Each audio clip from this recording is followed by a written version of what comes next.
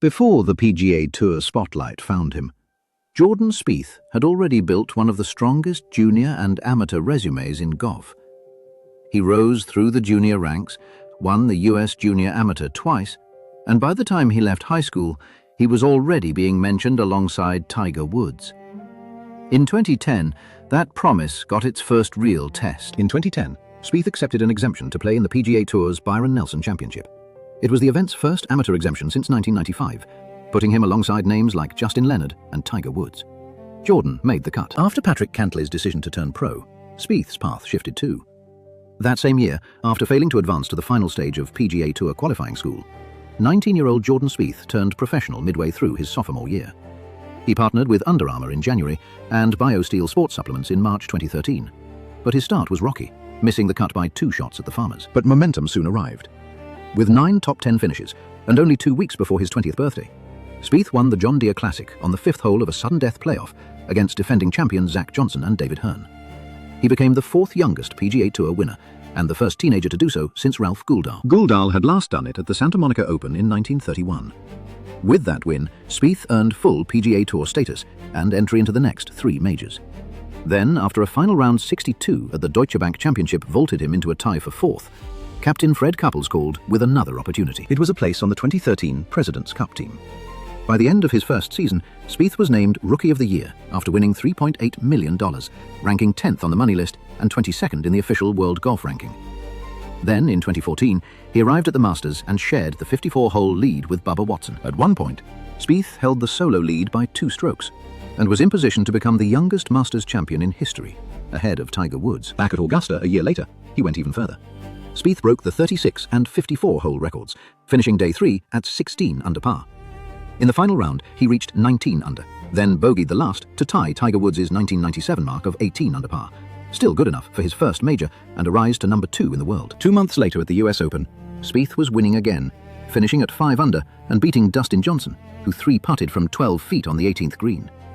Spieth became only the 6th player ever to win the Masters and the US Open in the same year, and the first since Tiger Woods in 2002.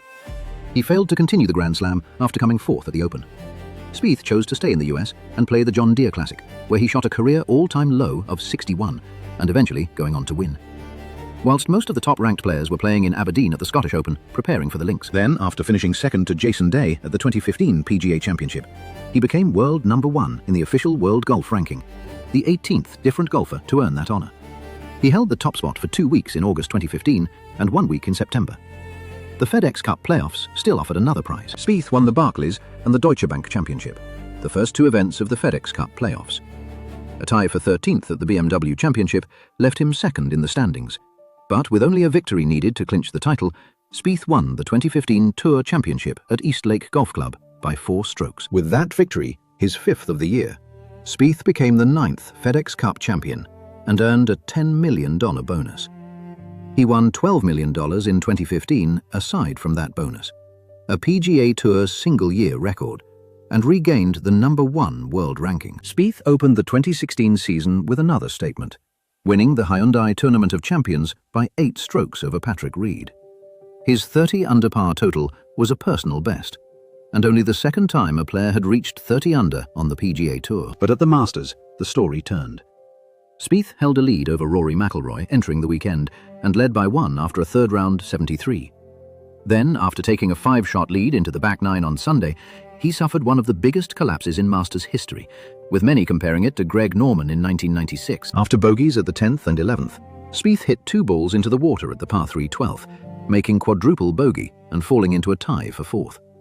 He fought back to finish second, 3 shots behind Danny Willett. But just 1 month later, like all great players do, Spieth responded. He came back fighting, winning the Dean and DeLuca Invitational and playing a major role in the 2016 Ryder Cup. Spieth also turned down the chance to represent the US at the Rio Olympics to focus on the FedEx Cup, and he closed the year on another high by winning the Australian Open for the 2nd time. The momentum carried into 2017.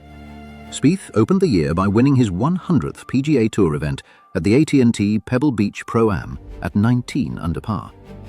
That made him just the 2nd man, alongside Tiger Woods, to win 9 times on the PGA Tour before turning 24. Later that year, in major championship pressure, everything briefly looked in danger.